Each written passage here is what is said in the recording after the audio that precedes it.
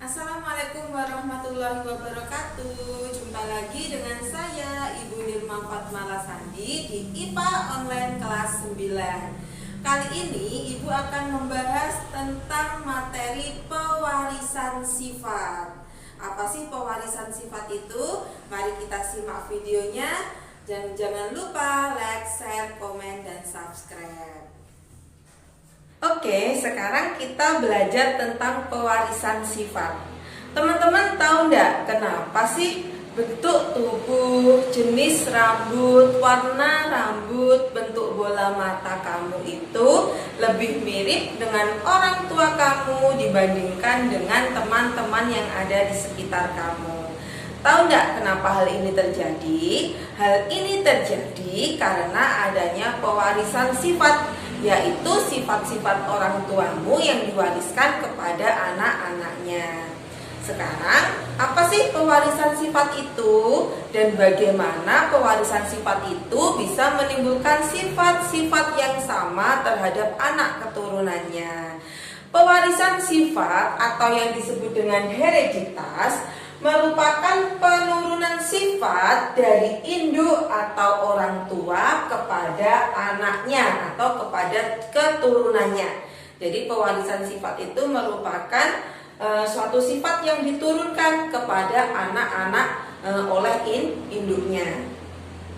Cabang ilmu yang mempelajari tentang hereditas atau yang mempelajari tentang pewarisan sifat adalah genetika, yaitu genetika. Ingat-ingat ya, suatu cabang ilmu yang mempelajari tentang pewarisan sifat.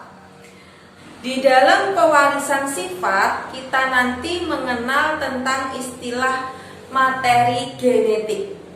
Sifat-sifat yang dimiliki oleh seseorang seperti warna kulit, jenis rambut, bentuk rambut, diwariskan oleh orang tua kepada anak itu melalui materi genetik.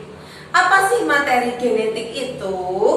Materi genetik adalah substansi yang dapat diwariskan dari orang tua kepada anak-anaknya. Materi genetik itu terdiri dari 4, yaitu tersusun atas kromosom, gen, DNA, dan RNA. Nah, sekarang apa sih kromosom itu?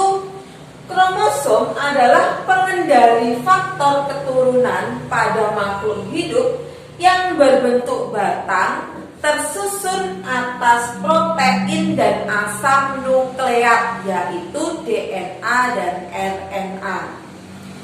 Sedangkan DNA adalah substansi genetik yang menentukan sifat individu.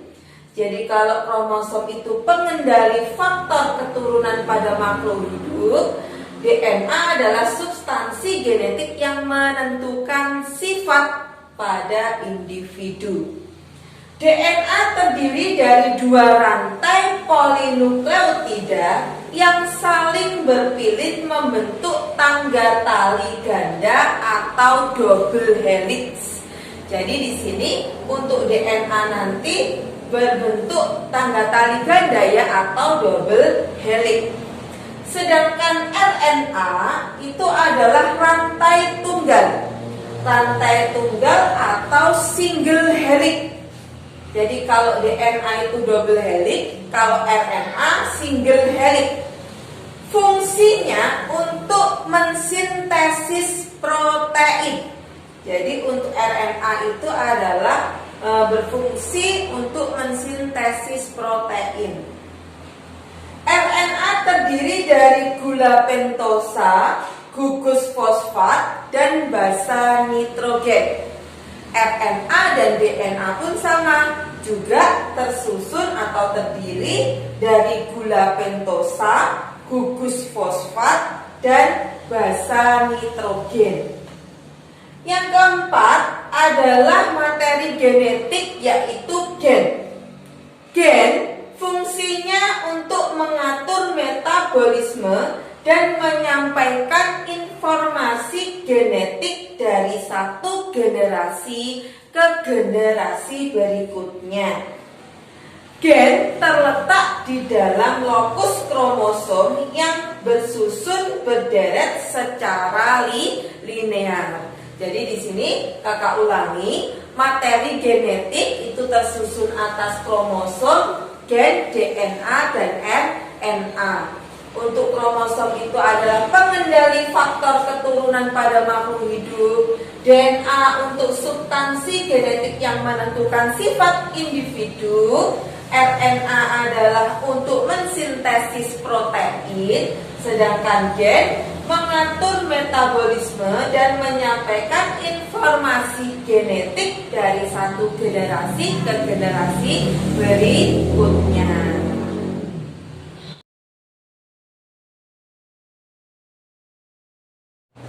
Baik, sekarang kita belajar tentang kromosom. Apa sih bagian-bagian pada kromosom itu? Bagian kromosom yang ini namanya adalah matriks. Nomor 1 matriks yaitu pembungkus kromonema. Kromonema nomor 4 ini adalah kromonema. Apa sih kromonema itu? Kromonema merupakan pita berbentuk spiral di dalam kromosom. Jadi di dalam kromosom itu terdapat kromonema, yaitu pita yang berbentuk spiral dan dilapisi oleh matriks. Jadi pembungkus kromonema ini namanya adalah matriks. Kemudian ada kromomer. Kromomer, apa sih kromomer itu? Kromomer adalah bagian kromosom yang mengalami penebalan. Di dalam kromomer terdapat materi genetik yaitu DNA, tepatnya adalah gen. Fungsinya pembawa sifat keturunan pada makhluk hidup. Kemudian ada sentromer. Sentromer itu adalah nomor 6. Nomor 6 ini namanya adalah sentromer. Sentromer adalah daerah pelekukan. Jadi yang melekuk ini adalah sentromer. Daerah pelekukan di sekitar pertengahan kromosom. Jadi di tengah-tengah kromosom itu ada pelekukan. Daerah pelekukan namanya adalah sentromer. Pada sentromer terdapat kinektor. Apa sih kinektor itu? Kinektor adalah tempat pelekatan benang-benang spindle. Jadi tempat melekatnya benang-benang spindle itu namanya adalah kinektor. Apa fungsi dari sentromer itu? Fungsinya sentromer adalah mengatur pergerakan kromosom selama pembelahan inti sel berlangsung. Jadi pada sentromer itu adalah fungsinya untuk mengatur pergerakan kromosom selama pembelahan sel itu berlangsung.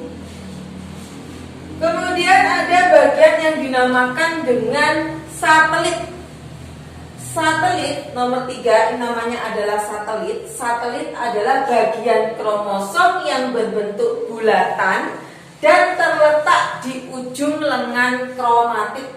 Jadi bagian kromosom yang berbentuk bulatan yang terletak di ujung lengan kromatit ini namanya adalah satelit. Jadi seperti bulat ini ya, satelit. Kemudian ada telomer. Telomer itu nomor 5. Telomer itu adalah daerah terujung pada kromosom. Jadi daerah paling ujung pada kromosom itu namanya adalah telomer. Fungsi dari telomer adalah untuk menjaga stabilitas bagian ujung kromosom agar DNA di daerah tersebut tidak terurai atau menghalangi bersembunyinya kromosom yang satu dengan yang lainnya. Jadi di sini fungsinya sentromer itu adalah menjaga stabilitas bagian ujung kromosom. Jadi kakak ulangi lagi ya, ini bagian-bagian pada kromosom, ada matriks, kemudian ada kromomer, kemudian ini ada satelit ya, ada satelit, kemudian ada benang kromatit, ada telomer, dan nomor 6 ini adalah sentromer.